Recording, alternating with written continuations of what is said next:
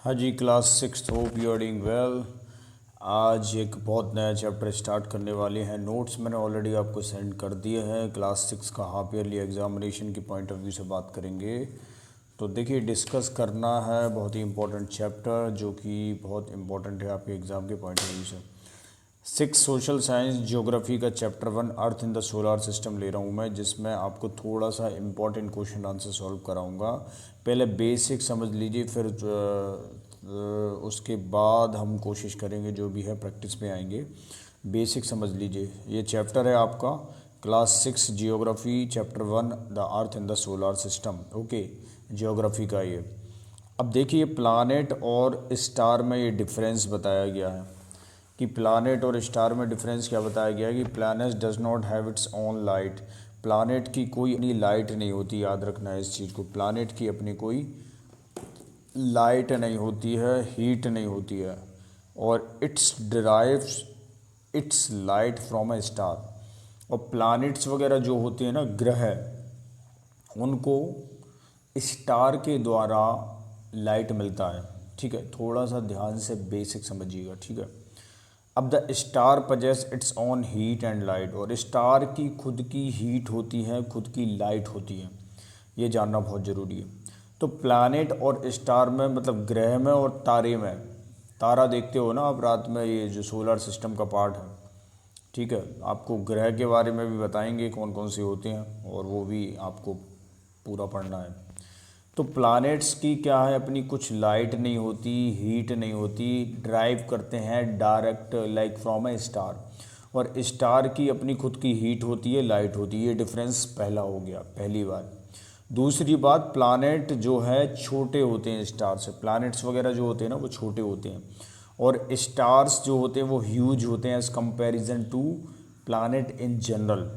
ठीक है, तो वो बहुत ज़्यादा ह्यूज होते हैं। ये चीज़ थोड़ा सा ध्यान में रखना है, बहुत इंपॉर्टेंट चैप्टर। ठीक है, एक मिनट वेट, एक सेकंड लिखिए, लाइव चालू करता हूँ। ठीक है, तो ये दोनों के बीच में एक बेसिक डिफरेंस है कि कैसे प्लैनेट और सन जो है वो एक डिफरेंस क्रिएट करते हैं एक दूसरे में। हमें ये जानना बहुत ज़रूरी है। ठीक है, यदि हम एग्ज़ाम के पॉइंट ऑफ व्यू से पढ़ रहे हैं तो। ठीक है, सो गाइस, ये तो हो गई बात। ठीक है, उसके अलावा सेकंड चीज़ समझिए, the term solar system refers to the family of the sun. The sun is a star around which 8 planet. Sun जो है एक स्टार है जो 8 प्लानट्स के अराउंड रहता है। सन देखते हैं, सूरज, सूरज आप डेली देखते हैं, सूरज उगता है, सूरज डूबता है। ठीक है, तो ये सिस्टम क्या है वो समझना है। The sun is a star around which 8 planets among other celestial object रिजॉल्व in orbits the whole system of bodies is called the solar system. The sun is the head of this system. तो solar system का head है उसको कहते हैं सन। जैसे India का government का जो हेड होता है उसको बोलते हैं प्रधानमंत्री, ऐसे ही सोलर सिस्टम में जो उसका हेड होता है उसको हम कहते हैं सन। ये चीज़ याद रखना है। अब the list of the planets in order from the distance from the sun is as follows. वो कभी प्रयास करेंगे, कोशिश करेंगे, प्रैक्टिस में आपको ये सारी चीज़ें बता देंगे, लेकिन याद कर लो। Mercury, Venus, Earth, Mars, Jupiter, Saturn, Uranus, Neptune, ये इतने होते हैं। ठीक है, ये समझ लो, बस थोड़ा सा दिमाग लगाने वाली चीज़ें हैं कि कौन कौन से क्या क्या प्लैनेट्स होते हैं। प्लैनेट्स को समझना बहुत ही इंपॉर्टेंट है। सन तो स्टार है, आपको पता ही है बात। Sun is a star around which 8 planet. Sun के आसपास 8 ग्रह घूमते हैं, याद रखना है। क्या घूमते हैं? 8 ग्रह घूमते हैं सन के आसपास। ठीक है, अब उसके बाद इस पे जाओ। The earth is unique because the following reason. Earth क्यों यूनिक है? क्यों यूनिक है अर्थ? क्योंकि it is the only planet known to support life. It is oxygen. Earth के जैसे आप जिस पृथ्वी पर रहते हो, आप मान के चलो पृथ्वी पे ही रहते हो ना, आप कोई और कहीं तो रहते हो नहीं, मान के चलो विदेश में भी रहते हो तो भी पृथ्वी पे ही रहते हो। तो पृथ्वी पे ही तो है विदेश, पृथ्वी पे ही तो आपका ऑस्ट्रेलिया है, पृथ्वी पे ही तो अमेरिका है। ऐसा तो नहीं है कि दूसरा ग्रह लग जाता है यूएसए अमेरिका में। तो पृथ्वी पे आप जब रहते हो, the Earth is regarded unique planet because of the following reason. क्योंकि it is only planet known to support life. इसके पास ऑक्सीजन है, वाटर प्रेजेंट है, proportion that allow life to thrive. It is also temperature range that supports life, और temperature range भी है जो life को सपोर्ट करती है। The proportion of water present is about 2/3 of the surface of the earth when compare to land. तो जो क्या बोलते हैं, जो प्रोपोर्शन है अर्थ का सरफेस का वो 2/3 है ना। ये छोटी मोटी चीज़ें हैं, उतना याद रखना ज़रूरी नहीं है। थोड़ा मेन चीज़ समझ लीजिए। जो मेन हेड होता है स्टारों का वो सन होगा, सोलर सिस्टम का मेन हेड होता है वो सन होगा। कितने प्लैनेट्स के अराउंड चलते हैं, 8 चलते हैं, ये याद रखना है। कितने प्लैनेट्स हैं उनके नाम याद रखना है, ठीक है, ये याद रखना है आपको। उसके बाद अर्थ जो है यूनिक प्लैनेट है, क्यों है उसका रीज़न देना है, क्योंकि एग्ज़ाम में आ सकता है। क्योंकि भाई इससे ऑक्सीजन मिलता है, वाटर मिलता है, और अलाउ लाइफ टू ट्राइव। ये एग्ज़ाम के पॉइंट ऑफ व्यू से पढ़ा रहा हूँ, ये समझना भी आसान हो रहा है आपको। नोट्स के साथ यदि पढ़ रहे हो ना तो समझना भी आपका इजी हो रहा है बहुत ज़्यादा। इसलिए कोशिश कीजिए नोट्स के साथ पढ़िए, जिससे आप कॉपी में भी लिखेंगे तो भी समझ में आएगा और पढ़ेंगे तो भी समझ में आएगा।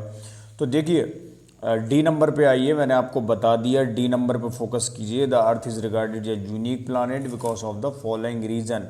It is only planet to support life, जो लाइफ को सपोर्ट करता है। ऑक्सीजन है, वाटर प्रेजेंट प्रोपोर्शन है जो अलाउ करता है लाइफ को ट्राइव करने के लिए। और it has also a temperature range that supports life, और उसकी टेम्परेचर रेंज भी है जो लाइफ को सपोर्ट करती है। इस चीज़ को भी ध्यान रखना है। और the proportion of water present is about 2/3 of the surface of the अर्थ, ठीक है, व्हेन कंपेयर टू लैंड। बस ये छोटा मोटा चीज़ याद रखना है, इतना ज़्यादा इंपॉर्टेंट भी नहीं है, लेकिन रीज़न आपको पता होना चाहिए। एग्ज़ाम में पूछेगा, मेंस में पूछ लेगा, मेन आपका जो एनुअल होगा। और उसके अलावा कितना समय लगता है अर्थ को घूमने में पूरा, like 1 revolution of the moon around the earth takes 27 days. जो चंद्रमा होता है, चंद्रमा को बोलते हैं मून, सूरज को बोलते हैं सन मून। जो चंद्रमा होता है 1 revolution of the moon's around the earth take 27 days. Incidentally the moon's rotation about its own axis also takes nearly the same time. इसी प्रकार मून का रोटेशन भी एक्सिस पे अपने सेम टाइम लगाता। 27 दिन याद रखना है। मून मामा 27 दिन, चंदा मामा आ गए, आपने सुना होगा, ठीक है। अब the universe is the largest unit in which we live. It is a collection of galaxy. There is only one universe, everything that exist universe well. ये इतने इंपॉर्टेंट चीज़ें हैं जो समझना थोड़ा सा ज़रूरी है। अब बहुत अच्छे क्वेश्चन देखो, मैं आपको नोट से पढ़ाऊँगा। नोट से पढ़ाने से फ़ायदा ये होगा कि आप जो भी लिखोगे पढ़ोगे आपकी समझ में आएगा। ज़्यादा चैप्टर पे जाओगे, ज़्यादा अलग अलग चीज़ें पढ़ोगे, समझ में कुछ आएगा नहीं, फ़ायदा कुछ होगा नहीं, अंडरस्टैंडिंग बनेगी नहीं, टाइम वेस्ट होगा, एनर्जी वेस्ट होगी और कोई फ़ायदा नहीं निकलेगा। अल्टीमेटली कंक्लूजन क्या होगा, 0। यदि नोट्स के साथ पढ़ाई करोगे तो कंक्लूजन क्या होगा, अंडरस्टैंडिंग बढ़ जाएगी। अभी जो लिखा है वो मैंने पढ़ा दिया, उससे फ़ायदा क्या हो रहा है कि आपकी अंडरस्टैंडिंग ज़्यादा डेवलप हो रही होगी। एज इट इज़ नोट्स के साथ चलने से फ़ायदा यही होता है। इसलिए नोट्स को फॉलो करते हो चलो, आपका काम बहुत बढ़िया हो जाएगा। आपको बहुत सारी चीज़ें याद भी हो जाएंगी, बहुत कुछ समझने भी लगोगे, बढ़िया काम हो जाएगा, ठीक है। तो अब आइए थोड़ा सा 5 क्वेश्चन हैं वो देख लेते हैं। The planet is known as earth twin is, कौन सा होगा, अर्थ ट्विन कौन सा होता है 3 नंबर पे, ठीक है। कौन सा होगा, जुपिटर, सैटर्न, वीनस होगा। Which is the third nearest planet to the sun, कौन सा है तीसरा nearest planet to the sun, Earth. देखो इसका एक छोटा सा प्रैक्टिस करा दूंगा मैं, कोशिश करूंगा नेक्स्ट सेशन में पता चल जाएगा छोटा मोटा कुछ। All the planets move around the sun in a elongated path होता है, एलोनगेटेड पाथ बोलते हैं उसको। The pole star indicate the direction to the north, pole star north की डायरेक्शन बताया। Asteroid are found between the orbits of Mars और Jupiters के बीच में पाए जाते हैं, याद रखना। छोटा मोटी बात याद रख लो, ज़्यादा समझना ज़रूरी भी नहीं है, क्योंकि एग्ज़ाम के पॉइंट ऑफ व्यू से जो इम्पोर्टेंट होगा वही हम पढ़ने का प्रयास करेंगे, जो कि हमें समझ आ सके बहुत बेटर तरीके से। तो ये सारी चीज़ें मैंने डिस्कस कर ली। अब उसके अलावा आप कुछ नहीं, आप कोशिश कीजिएगा यही filling the blanks, following, match the following, ये सारी चीज़ें करते रहिएगा।